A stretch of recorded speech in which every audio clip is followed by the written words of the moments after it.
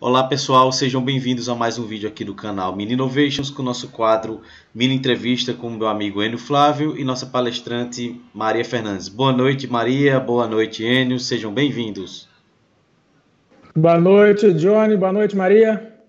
Boa noite Enio e Johnny, um prazer estar aqui com vocês, obrigada pelo convite. Nós que agradecemos, Maria, e gostaríamos de lembrar que o podcast da mineração é o primeiro podcast de mineração do Brasil e é uma iniciativa da Mino-Mine Innovations. Com a palavra agora, meu amigo Enio Flávio.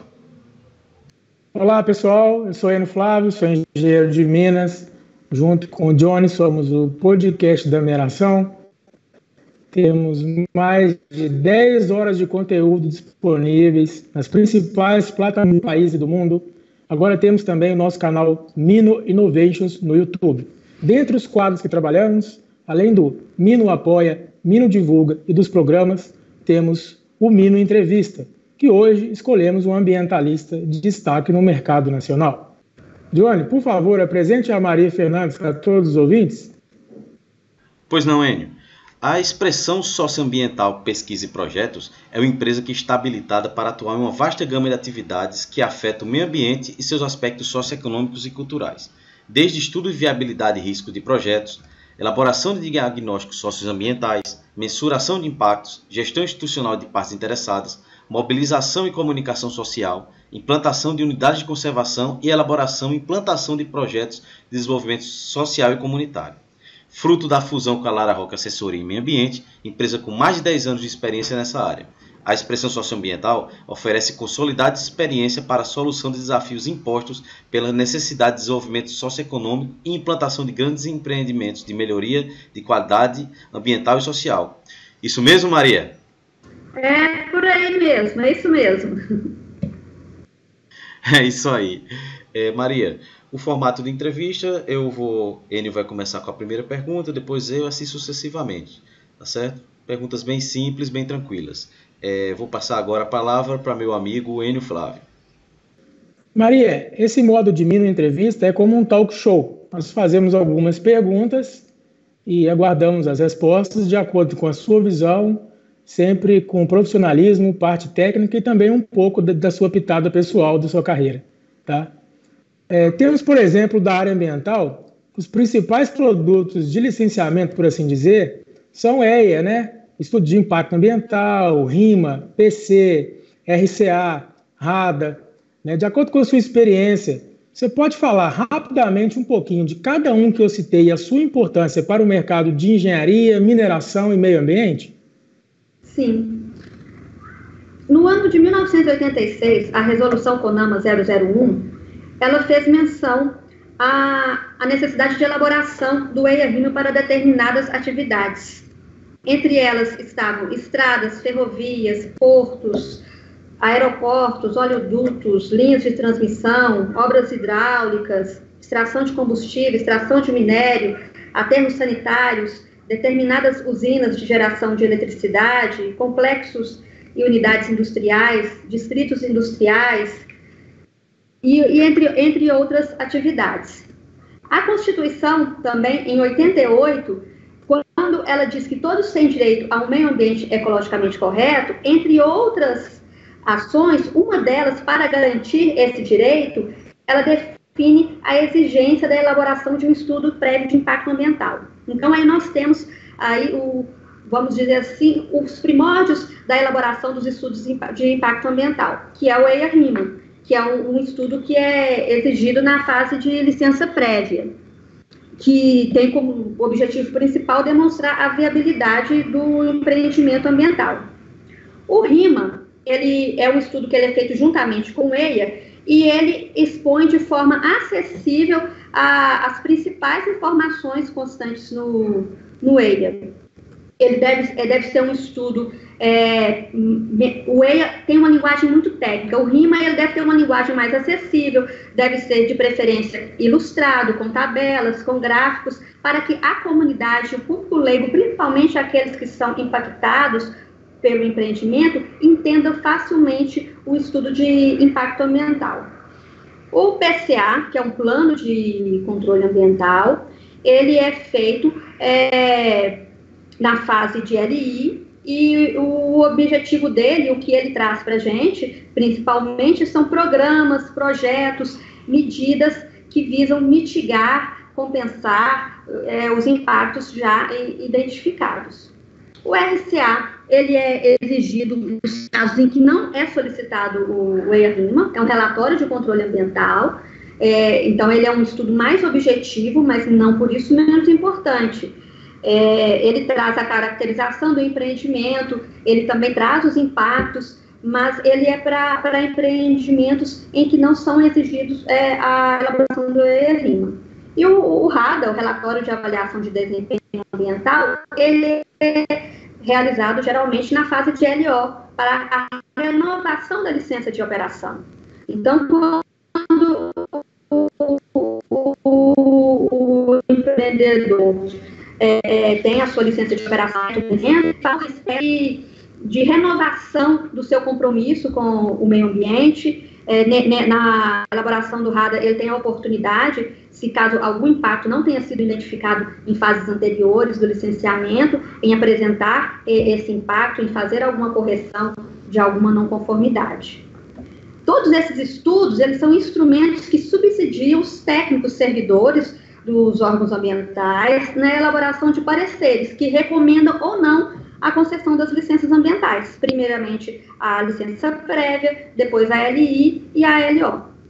Observamos também que no caso da licença prévia, é garantido o acesso das comunidades impactadas por meio do acesso ao RIMA, como eu já disse, a possibilidade de se manifestar na audiência pública. A audiência pública é um espaço também, que eu acho que, embora vocês tenham perguntado sobre estudos, mas vale a pena destacar aqui, porque é aquele momento em que as comunidades e demais instituições interessadas no empreendimento podem dar a sua contribuição, podem fazer a sua manifestação, e essas manifestações poderão ser consideradas na elaboração do parecer pelos técnicos ambientais. Uma fase muito importante também. Não, muito bom, Maria. Excelente explicação. Eu acho que é uma sinergia, né, que a gente tem desde o início do empreendimento, com o planejamento, com a fase que a gente acompanha, né, de desenvolvimento e até propriamente dito, como dissemos recentemente no Minopocket, o fechamento de mina, né? O meio ambiente está inserido a todo instante e essa explicação que você deu deixou claro para a gente a importância da engenharia ambiental, dos técnicos ambientais, de todos que estão inseridos, né? Eu passo a palavra para o Johnny, né, para ele fazer mais uma pergunta e continuarmos com esse talk show. Muito obrigado, Fernando. Obrigado, Enio.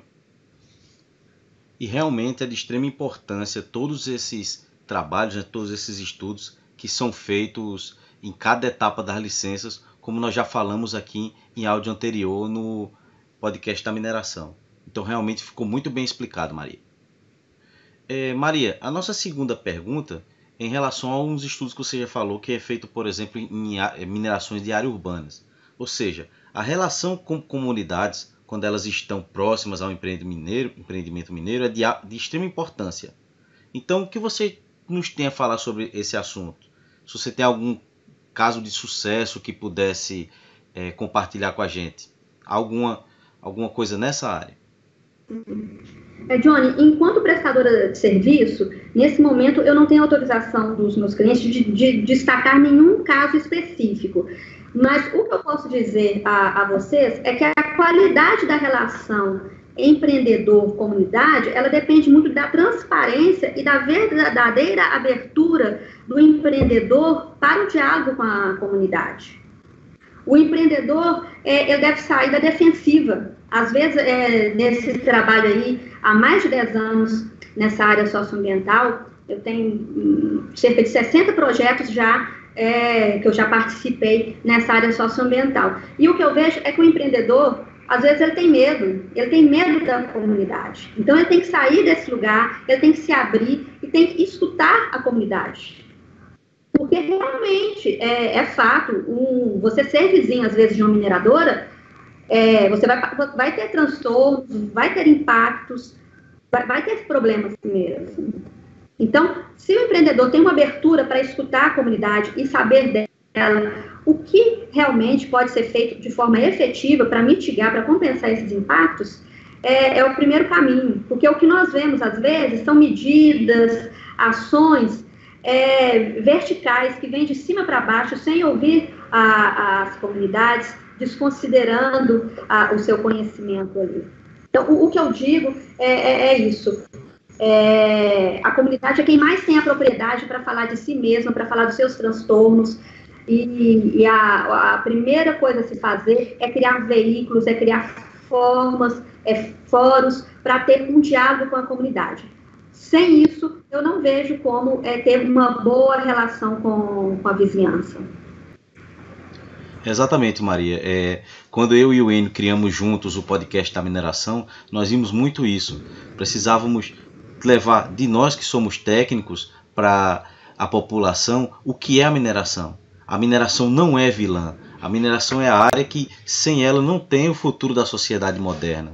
Então, trazer a comunidade para o lado da mineração, mostrar para elas que aonde se tem mineração tem evolução, porque, por exemplo, a CEFEM é o imposto que fica mais no município, então tem que fazer muito essa junção da lavra com a comunidade, que é um trabalho muito importante, mostrar para eles que estamos juntos, que mineração não é aqueles acidentes que ocorreram no final do ano e no início desse ano. A mineração está para ajudar a sociedade, está para ficar junto com elas e mostrar que todos juntos somos a evolução. Eu concordo bastante, Johnny, com sua conclusão, com que a Maria Fernandes pontuou. A mineração, e não só a mineração como a engenharia, tem que trabalhar a cultura do legado, né? Desde o pré-empreendimento, durante o empreendimento e o pós-empreendimento, deixar para as comunidades com clareza as atividades e deixar um legado positivo para a comunidade. Já passamos da hora de, isso acontece também, de deixar frutos positivos quando finalizamos o empreendimento. Nessa linha de raciocínio aí, Maria, a gente sabe que os movimentos ambientais se iniciaram oficialmente, mais ou menos, na década de 50, com os movimentos hippies, né? Tanto fora do Brasil e chegando principalmente no Brasil na década de 70. Né? Eu lembro bastante de um projeto que é bastante divulgado, que é o projeto Mico-Leão Dourado, o Programa de Conservação da WWF, né? Que é uma multinacional que atua dentro do Brasil. O projeto Tamar, hoje também desenvolvido junto com o governo federal, com a Petrobras, é um outro exemplo também de recuperação muito grande das tartarugas marinhas, né? Entre outros animais que temos aí no nosso oceano, né? E eu queria conversar com você um pouquinho, né? Que hoje debate-se muito o papel dessas entidades internacionais que desejam atuar no Brasil. Em especial, que está em ênfase aí a nossa querida Amazônia brasileira, um território vasto, né, com a fauna e uma flora bem extensa. E essa influência externa, talvez, pode se influenciar até na legislação brasileira, né? Como ambientalista, qual a sua opinião dessa relação, dessa influência externa, o que pode se alterar ou não na legislação brasileira, o que é positivo e o que pode ser consequência dessa influência dentro do nosso país tupiniquim? Enio, como você bem disse, na década de 50 já esses movimentos se iniciaram. No Brasil, na década de 50 a gente já tem notícias de ONGs no Sul, no Rio de Janeiro, com essa temática ambiental. Eu vejo que cada um tem o seu papel nessa história. O papel do governo é estabelecer políticas que promovam a proteção do meio ambiente e o cumprimento da legislação. Voltando na Constituição, que eu mencionei agora há pouco, quando ela diz: todos têm direito ao meio ambiente ecologicamente equilibrado, bem como ao uso comum do povo e essencial à sadia qualidade de vida. Mas a Constituição, ela impõe ao poder público e à coletividade o dever de defender e preservar o meio ambiente para as futuras gerações e para as presentes. A pressão faz parte do jogo democrático, ela é saudável, ela chama a atenção das autoridades, da sociedade civil, da população, do povo mesmo, de forma geral, para o que está acontecendo, para o que precisa ter mais atenção. Porque todos nós somos sujeitos a equívocos. ONGs, governo, todos nós somos sujeitos. Então, esse jogo democrático, essa pressão que se instaura, ela é útil, ela é saudável, ela ajuda a gente a avançar, a pensar diferente, a sair da caixinha do pensamento, porque, às vezes, a verdade não é única. A destruição da Amazônia, ela influencia no clima global. Há estudos que estimam que se perdermos a Amazônia até a década de 50, a temperatura climática pode aumentar 2,5 graus. As chuvas podem reduzir de 15% a 30%. Então, a preocupação internacional com a Amazônia é legítima. E há organizações sérias que têm condição de nos apoiar na proteção da Amazônia. Os incêndios desse ano e o aumento do desmatamento foi anunciado no início do ano, quando foi falado da redução de verbas para o IBAMA. E para 2020 já há um novo anúncio de redução de verbas. Ou seja, tudo foi anunciado, não tem nenhuma novidade. Então, parece que realmente nós precisamos de ajuda. Então, eu vejo a pressão, a contribuição das ONGs como positiva. Eu acho que todos nós temos que aprender, sociedade civil, governo, empreendedores, todos nós temos que aprender nessa caminhada, ninguém é dono da verdade, e é assim que a gente avança. Se a gente não olhar para o lado, não olhar para frente, a gente não sai do lugar. Boa explanação, eu concordo, né? É o bem comum, né? Não adianta você fazer indústria sem pensar no homem e na natureza. E eu acho interessante o que você pontuou aí, principalmente quando falamos de comunidade, é que nós não temos que pensar somente como pessoas, como profissionais, temos que pensar como stakeholders. Além de trabalhar, além de estar consumindo produtos que envolvam o meio ambiente, nós vivemos, né? E inteiramos com esse meio o tempo inteiro, né? Então, as comunidades têm que ajudar também, não só na Amazônia, né? Mas tem um ditado que eu gosto bastante: pensar globalmente, agir localmente, né? Sim. Porque às vezes uma tecnologia que tem fora do país pode contribuir com o que nós temos aqui dentro do país. Então, nessa linha de raciocínio, eu acho que é trabalhar com desenvolvimento ao homem e respeito à natureza, né? E aí, Johnny, o que você tem a dizer sobre isso, meu amigo? Bom, Enio, eu concordo plenamente com o que você disse, com o que a Maria disse também. Quando existe uma ONG que ela está para ajudar, ela merece realmente todo o incentivo, merece todo o critério tecnológico para que seja incentivada a ajudar. E sobretudo quando que toda essa interação entre a empresa e a comunidade tem que existir, né? Para que as duas possam coexistir e possa crescer realmente. Por isso que é tão importante esse papel do facilitador, como você falou, stakeholders, né? E no caso, a minha quarta pergunta vem em questão também nessa da burocracia. Porque a burocracia brasileira, são duas perguntas em uma, na verdade. Primeira, a burocracia brasileira pode atrapalhar os novos projetos? E outra coisa, Maria, na sua opinião, sobre o papel do cidadão que é formador de opinião nesse contexto, já que a mídia é fechada para assuntos técnicos, o que é que você acha? O que é que você acha que a gente pode fazer, né? Eu acho que a burocracia é uma questão, sim, mas para mim ela não é o principal problema. O principal problema que o licenciamento ambiental brasileiro enfrenta é a falta de investimento público em tecnologias, em formação de recursos humanos, em logística. Esse tipo de investimento pode interferir positivamente no licenciamento de novos projetos, pode interferir na otimização de novos projetos. O investimento público no processo de licenciamento ambiental, repensar esse processo de uma forma mais tecnológica. Com relação à mídia ser fechada para assuntos técnicos, pode ser, mas eu faço uma provocação: será que nós também não somos fechados? Ao contrário do que se pensa, é a oferta que cria a demanda. Por exemplo, essa iniciativa de vocês de fazer esse podcast, maravilhosa, muito interessante. O que impede de ser feito um podcast para tratar temáticas ambientais para o público leigo. Nós podemos verificar que com essa crise das queimadas, a população se sensibilizou muito. No ônibus, a gente escutava as pessoas conversando sobre o assunto. Na fila do supermercado, as pessoas conversavam sobre o assunto. Eu acho que nós, que somos técnicos da área, nós temos que desenvolver uma linguagem mais direta, porque hoje a facilidade de informação com a internet, com a rede social, com as redes sociais, está posta. Então, vamos pensar nós, que somos técnicos dessa área, em desenvolver linguagens mais diretas, porque o público, ele se sensibiliza. Isso, eu acho que está posto.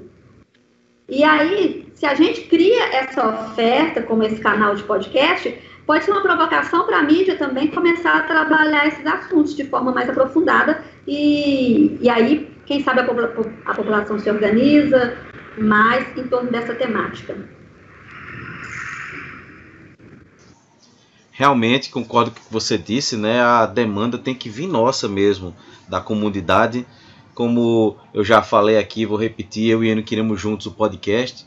E teve até uma emissora nacional que criou um podcast. A gente já fazemos isso lá atrás. Então, temos esse know-how. E realmente tem que vir da gente essa informação. Tem que vir de nós técnicos para sensibilizar a comunidade e mostrar que a mineração não é a vilã.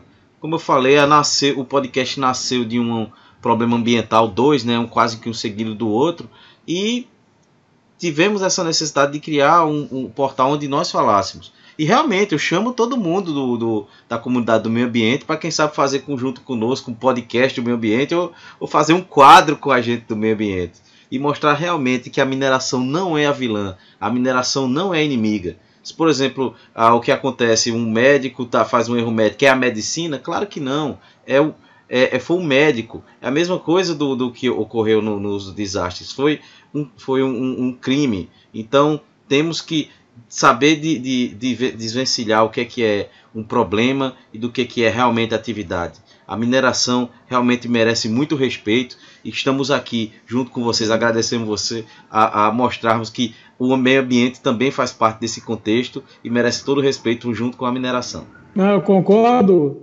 com o Johnny, com o que você falou aí agora. Tivemos algumas tragédias aí na mineração nos últimos anos e o que eu mais ouvi foi sobre isso, que a mineração é a vilã e que a mineração tinha que acabar. E realmente essas tragédias são tragédias que têm que ser revistas, né? E temos sempre que trabalhar com prevenção, segurança em primeiro lugar. Mas eu acredito muito que o Brasil depende bastante do setor de commodities e do setor agroindustrial. Então são setores que têm que ser trabalhados com inteligência, tanto técnica quanto popular, como frisou a Maria Fernandes, né? Uma questão interessante que me veio à mente, Maria, é quando existe uma audiência pública, por exemplo, para uma abertura de um empreendimento, ou audiência pública que trata um tema ambiental, quando você vai nessa audiência pública, quantas pessoas estão presentes realmente, que estão interessadas? Quantas da comunidade que estão presentes na audiência pública? Quantos técnicos que não são funcionários das empresas estão realmente inseridos debatendo? E quantos do governo que não realmente estão trabalhando, não estão envolvidos, estão realmente nessa audiência pública? Então, você instigou uma coisa nos nossos ouvintes, e nós que somos técnicos responsáveis por esse ambiente de engenharia, desenvolvimento sustentável, de globalização, em gerar um debate maior, gerar um debate de inteligência e gerar uma conclusão que, como diz o nosso lema, a mineração pode não ser o futuro, mas não existe futuro sem a mineração e sem a preservação do meio ambiente, né? Maria Fernandes, eu queria agradecer bastante a sua disponibilização de tempo, a sua vontade, a boa vontade em aceitar falar conosco, né? Nós nos encontramos na Exposibran, você estava também lá revisitando alguns clientes, revisitando alguns amigos, né? Você, a Catarina Raíza, que trabalha junto com você, que é uma engenheira ambiental que eu conheço também, um excelente profissional. Tivemos essa iniciativa de te convidar, estamos satisfeitos, fique à vontade para falar sempre o que quiser, para convidar a comunidade para estar junto conosco. E nós somos o primeiro podcast de mineração do Brasil, estamos nas principais plataformas, né? Como eu já salientei aqui. Estamos preparando o primeiro congresso totalmente online de mineração para o ano de 2020, que é o Interconnect Mine Experience, que é um movimento totalmente inovador, nunca teve no Brasil, já temos receptividade da América Latina inteira, tá? E o que você precisar, estamos aqui à disposição mais uma vez. Muito obrigado por ter participado desse Mino Entrevista. Passa a palavra para o meu amigo Johnny. Obrigado, Enio. Realmente, Maria Fernandes, gostaríamos de agradecer muito a você, sua disponibilidade. Os ouvintes não estão vendo, mas aqui à noite você está utilizando esse tempo para vir aqui falar junto com a gente. E realmente agora elevamos muito o nível do nosso quadro Mini Entrevistas, né? Com a sua presença. Não podemos baixar agora de jeito nenhum o nível. Que está ganhando com isso, além de nós que aprendemos muito, são nossos ouvintes que estão tendo acesso aqui a essa palestra gratuitamente e de qualidade. E deixo agora o espaço para você falar da expressão social da sua empresa, divulgar seu contato, divulgar seu site. E novamente, muito obrigado pela participação. Tá com a palavra com você, fique à vontade. Eu é que agradeço o convite, a oportunidade de falar um pouquinho sobre o meu trabalho, sobre a minha experiência. É sempre válido, realmente, nós nos encontramos no Expo Cibram, foi uma grata surpresa conhecer vocês, e esse projeto de vocês é tão interessante, tão importante aí para o público da mineração. Como eu disse, eu estou nessa área ambiental já há mais de 10 anos, socioambiental. Hoje estou com a minha empresa, trabalhos nessa área socioambiental em diversas localidades e para diversos clientes. O nosso contato, quem quiser fazer alguma observação sobre essa entrevista, dar alguma sugestão, pode entrar em contato pelo nosso e-mail, que é contato@expressãosocioambiental.com.br, ou pode também nos ligar no nosso telefone fixo, que eu falo de Belo Horizonte, que é 31 256 4581. Estou à disposição de vocês. Podemos também marcar outros momentos para conversarmos mais sobre esses assuntos aí de temática socioambiental e mineração. Novamente, Maria, muito obrigado pela participação. Obrigado, Enio. Obrigado a todos os nossos ouvintes por participar dessa entrevista. Não deixe de escutar as outras entrevistas do quadro Mino Entrevistas, tanto aqui quanto no podcast da mineração. E lembre-se, mineração pode não ser o futuro, mas não existe futuro sem mineração. Obrigado, pessoal.